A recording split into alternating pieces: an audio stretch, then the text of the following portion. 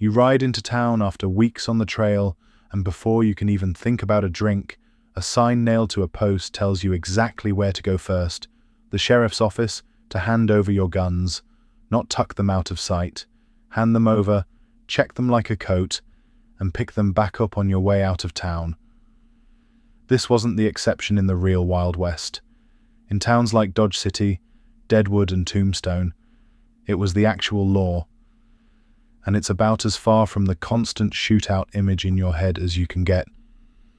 In 1968, a historian named Robert Dykstra sat down with court records, newspapers, and death registers from the 5 biggest cattle towns in Kansas: Abilene, Wichita, Caldwell, Ellsworth, and Dodge City, covering the entire 15-year peak of the cattle drive era, 1870 to 1885.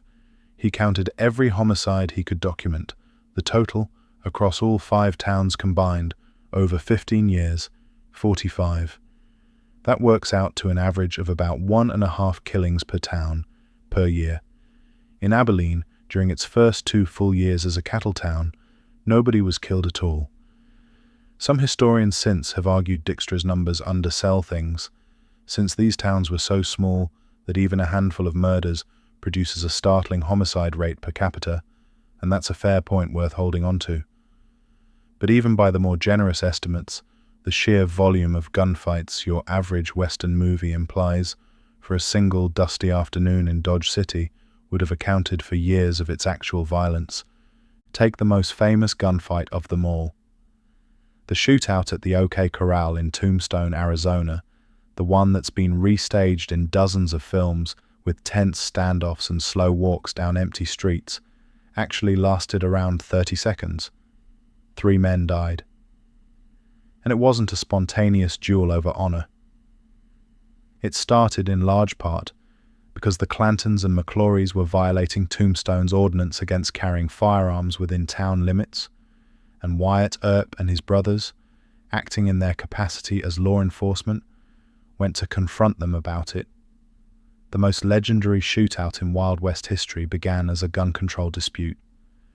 Even the era's most famous individual gunslinger doesn't hold up well under scrutiny. Billy the Kid supposedly killed 21 men, 1 for every year of his life, a number that comes straight from a dime novel biography written shortly after his death. Historians who've gone back through court records and contemporary newspapers generally count somewhere between 4 and 9 confirmed kills, depending on how you count the group shootouts where it's unclear whose bullet actually landed. He was genuinely dangerous. He just wasn't a one-man army. He was a specific, mythologized number invented to sell books. So where did the gunslinger myth actually come from, if the real towns were closer to over-policed and under-violent?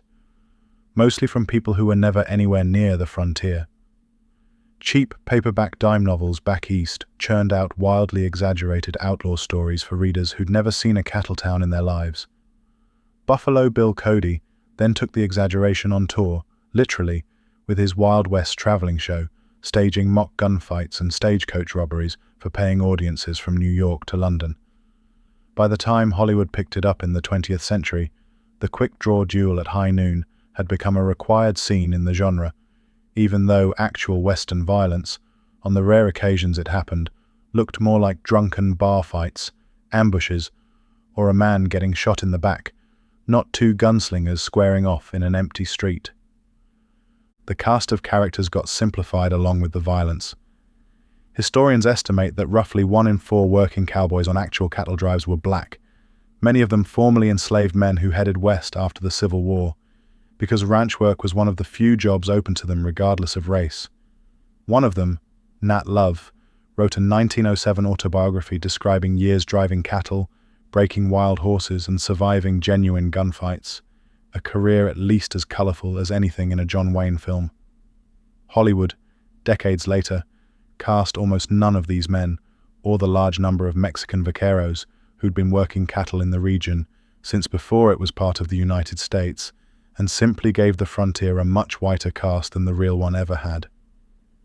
If gunfights weren't the defining daily experience of the West, what actually was? For most people who went there, it was paperwork, and dirt. The Homestead Act of 1862 offered any citizen 160 acres of federal land, essentially free, if they lived on it, and farmed it continuously for 5 years. It sounds like an incredible deal, and on paper it was. In practice, historians estimate only around 40% of homestead claims across the country ever made it to that finish line.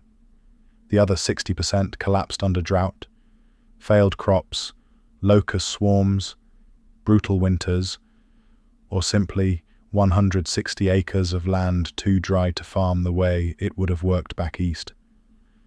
Proving up a claim meant 5 years of backbreaking, isolated labor with a very real chance you'd walk away with nothing. On the treeless plains of Kansas and Nebraska, there often wasn't even enough lumber to build a proper house, so many families spent their first years living in a sod house or a dugout carved directly into a hillside, walls made of stacked prairie turf, dirt floors, and a roof that reliably leaked mud onto everything during a hard rain. The nearest doctor could be a full day's ride away, if there was one at all, which meant a broken leg, a difficult birth, or a bad fever. It was something you largely handled yourself, with whatever your neighbors, if you had any close enough to reach, happened to know. And the people doing that labor didn't look like the cast of a Western movie either. Historians estimate that somewhere between 1 in 10 and 1 in 5 homesteaders were single women, women who had never married, widows, or women who'd been abandoned by husbands, filing claims entirely in their own name. Some research digging into county-level homestead records has found women actually proved up their claims at rates equal to or higher than men in at least a few well-documented counties. That's not the story most Westerns ever bothered to tell, mostly because a woman quietly succeeding at farming for 5 straight years doesn't make for a very exciting poster. So if you'd actually lived in the real Wild West, not the one in the movies, your days would have looked almost nothing like a gunslinger showdown. You'd have spent them plowing dry, unfamiliar soil, rationing water, watching the sky for hail or locusts that could wipe out a year's work in an afternoon, and hoping you made it to year 5 with your claim intact. If you did pass through a cattle town, your first stop would have been handing your weapon to a stranger behind a desk, not squaring off with one in the street. The real frontier wasn't lawless. In a lot of these towns, it was actually more strictly regulated than plenty of American cities are today. It was just also exhausting, precarious, and mostly deeply unglamorous, which turned out to be a much harder story to sell tickets to than the one we ended up with instead. This is episode 6. Next up, what it was actually like living through Prohibition and the rise of organized crime in the 1920s. Subscribe if you want to catch it, and if you like finding out how much of what you know turns out to be marketing, a like helps a lot.